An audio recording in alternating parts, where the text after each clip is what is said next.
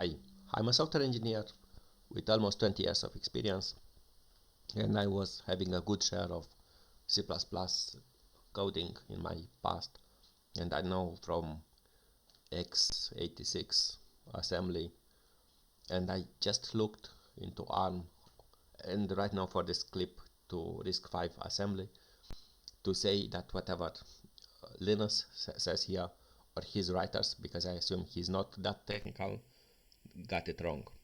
So let's hear him. For Risc V.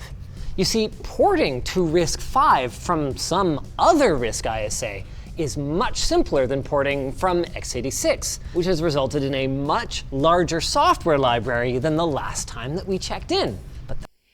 So here he's really wrong. So what he means, or what he says, especially in this clip, is that if you go to this repository, exactly this one, and you get the package list and you look for Risc V, you'll find many packages. And why is he wrong is that most of these packages here are C code bases, and what it means is, especially written from the developer standpoint and porting, it is just to compile it. So as much as the compiler is ported, and you have to have a compiler with every processor, you'll install at least 2/3 of these packages, and that's the magic of it. There is no other magic. But what's even more aggravating in this clip is that what his technical writer team doesn't understand is that if things have the same philosophy, doesn't mean it's easy to port. And I want to make it show us some differences, which, assuming you'll know, let's say, ARM assembly, it will not be so easy to port your application. Let's say you are an ARM assembly specialist and you want to port Photoshop to it or things like that. And let's see some differences. And before people will argue, look, you don't understand that philosophy or something like that, what I can say I would understand, and I understand, it is that there is an open source ARM CPU design. And what you can see here is that you have what is named an RTL. You have basically the design, but you have few things set out. And the most important part which you should understand is that here are options. So you can optionally implement or not implement things like atomic instructions, compressed instructions. And compressed instructions work somewhat like ARM, but somewhat they work like x86.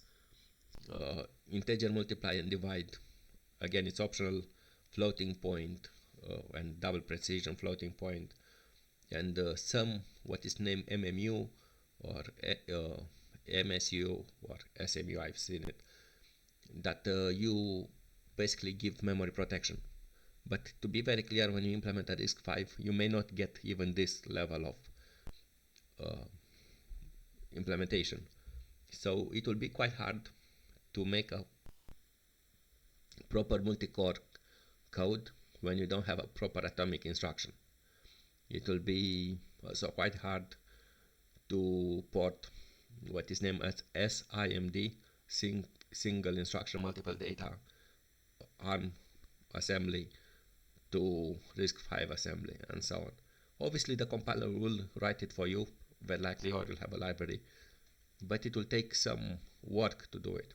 And in fact, if you look for ARM page, you have a quite extensive documentation to look how the instructions work, how much precision they do, and so on, and it's very clean to read. The processor which we talked before could implement some like Risc SIMD instructions like ARM Neon ones, but right now you have a quite bland documentation, and the documentation, maybe you can, if you understand SIMD, it's the same, but it's not the same. I mean, you have really to compare these behaviors. But just to say, the processors we have now, at least by default, they don't implement, because this is a proposal. I don't know if it's finished. So people, if they start implementing these instructions in hardware, maybe the specification will change and you don't have proper compiler support or things like that, which will be horrible, which ARM sorted out, I think 10 years ago, more or less. Excluding that there is not similar levels of support, let's assume you have the same level of support of atomic instructions. You should define a memory model. There is a talk about a weak memory model or not. But let's say you have a very similar memory model and so on. This still doesn't mean you have the same code. So one part which you may not know is that most CPUs, including originally ARM, they have a BigEndian variant, and this is because of Unix history and networking. So your network cards would work with what is named BigEndian IPs, IPv4, and ARM was having it, but they drop it and use LittleEndian. So from time to time you will need to swap to BigEndian, and Risc V supports both. So if you have a Risc V BigEndian application, it will be quite hard to port it to a LittleEndian code base. I mean, you can have many hidden bugs you don't expect where, you don't know where. So what if you will compare in how is the assembly written?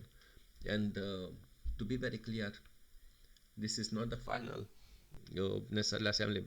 It may change, but it is documented, and you can see here it kind of dozen of instructions to do endianness swap in Risc V on 64-bit. And in comparison, let's see how it looks today on ARM.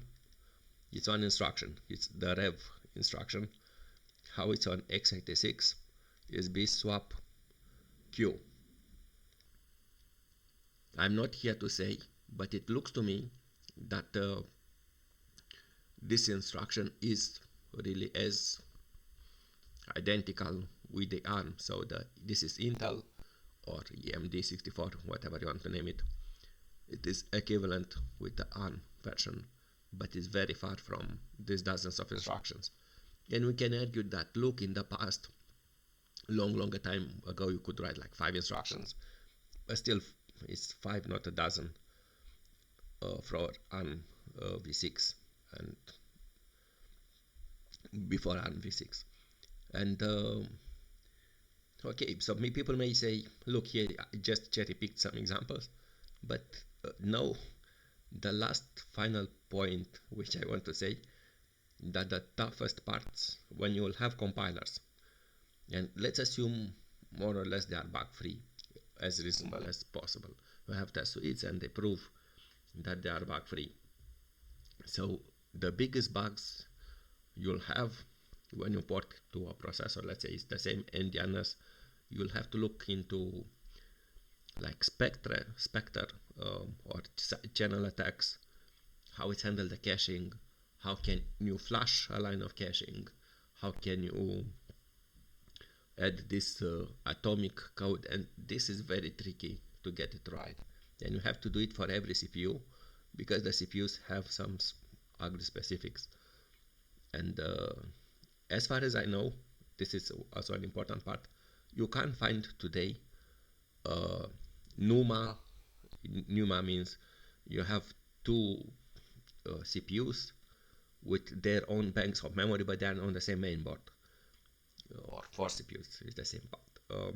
And you can have an application which communicates and separates the communication across the NUMA nodes.